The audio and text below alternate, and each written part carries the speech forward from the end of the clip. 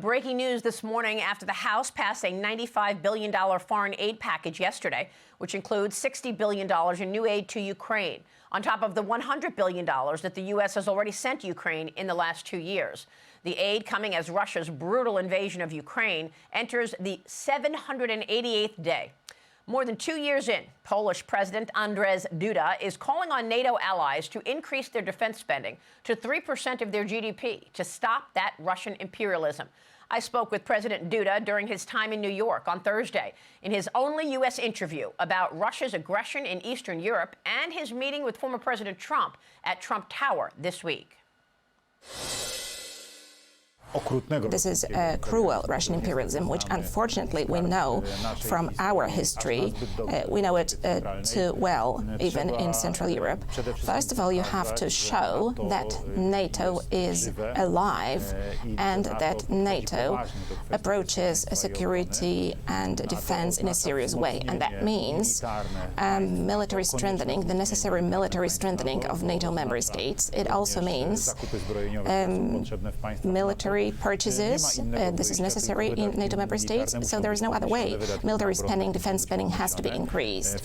Right now, NATO has got a set level of 2%. That was agreed back in 2014. This is a minimum, but I believe that a decision should be made to increase that level up to 3% of GDP, as it was. Some people have bad recollections of that, bad memories, but today, unfortunately, we're seeing a return to that time in our history, just as it was in the times of the Cold War. This is the way to keep peace in Europe and the world, to stop Russian imperialism, and this is exactly what we should do right now. What do you think Putin is thinking? Do you expect him to try to go into Poland, into other NATO countries? You cannot exclude that. If the world, if the free world, I want to stress that, NATO member states, the United States, if they allow Putin to win in Ukraine, if they allow Russia to win this war in Ukraine, then there is a very high probability that he will make another aggressive step, because this is the insatiable Russian imperialism. We are donating that equipment because we know it is indispensable to make sure that Ukrainians can defend themselves. And this is my appeal also to the United States, to the U.S. politicians. Make this decision, donate equipment, because today this is enough for Ukrainians to defend their homeland. How does this new direct attack from Iran on Israel change the backdrop for you?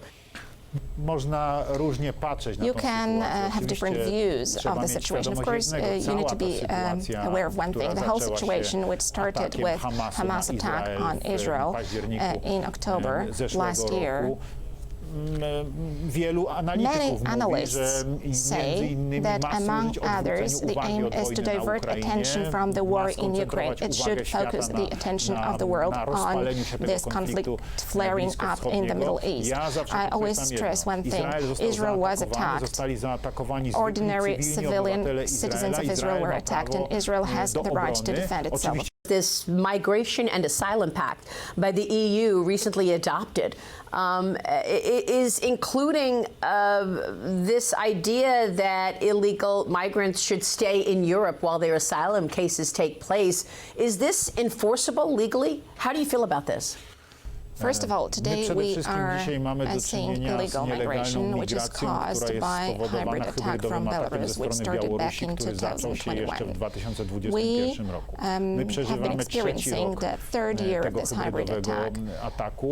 We can see Lukashenko's regime inviting citizens from various countries of the Middle East, Far East and Africa, and they are literally, because we've got evidence, we've got video recordings, they are literally pushed to the border in order to cross that border illegally, and we are defending that border very decisively, not only because it is our Polish border, but also because this is the border of the European Union and the Schengen zone. We treat our commitments in a serious way, but we are also defending Poland against the influx of illegal migration, especially in a situation when it is orchestrated, because without any doubt it is orchestrated by the Belarusian regime, and also without any doubt it is inspired by Moscow. You also met with President Trump while you were in New York this week. Tell us what you discussed. You were with him for what, more than 2 hours? Myself and President Donald Trump are friends. For 4 years when he served as President of the United States, we cooperated with one another with excellent results for Polish-American cooperation, which during the tenure of Donald Trump, this cooperation was elevated to a much higher level. And back then, we also entered into very important contracts, economic and military ones, important for Poland and the U.S. Thanks to that, Poland will soon get F-35s. Today, our pilots are being trained here in the United States, and those fighter jets will be given. These will be the Polish F-35s. They will be given to Poland. We are really delighted with it because that will mean a very big strengthening to us. Secondly, we talked and we entered into a contract to construct the first nuclear power plant in Poland based on Westinghouse technology. This is the U.S. technology. More than 4% of GDP that we spend on defense in Poland, because right now we spend more than 4% of our GDP on defense. Huge part of that 4% accounts for purchases in the United States, starting from Patriot missile defense system, which right now is being delivered to Poland from the United States. Next, batteries of the Patriot system are being delivered through the already mentioned F-35 5th-generation fighter jets. What is your reaction to something that President Trump has been talking about in terms of aid to Ukraine being a loan? Well, of course, to a large extent, this is an issue of domestic policy, which is being implemented by the United States. To me, what is most important is that Ukraine gets support. I believe that thanks to this support, also thanks to the support precisely of the United States as the most powerful power of the free world, Ukraine will be able to defend itself. If Ukraine is able to defend itself and we participate together in the reconstruction of Ukraine, Ukraine has got a lot of natural resources. It has got a huge development potential, and I do believe, I'm convinced that Ukraine will be able not only to thank for every kind of help, but also repay any kind of loan if there is such a loan granted. But this support is indispensable for Ukraine. That is why I urge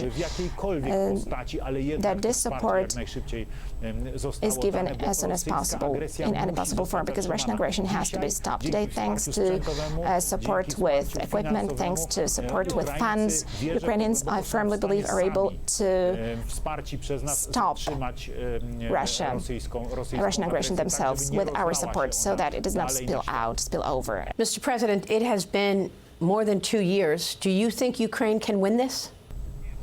It is not a question of Ukraine winning this war. It is a question that Russia does not win it. The point is that Putin does not win this war. Ukraine will win the war. We can say it in this way, although for majority, perhaps it will not be a victory. Only if it is able to defend itself, then we will be able to say, yes, Ukraine has been able to defend itself. Well, it would be a major game changer if the U.S. tapped into its LNG resources here, would it not? In terms of gas, yes, indeed. Since the presidency of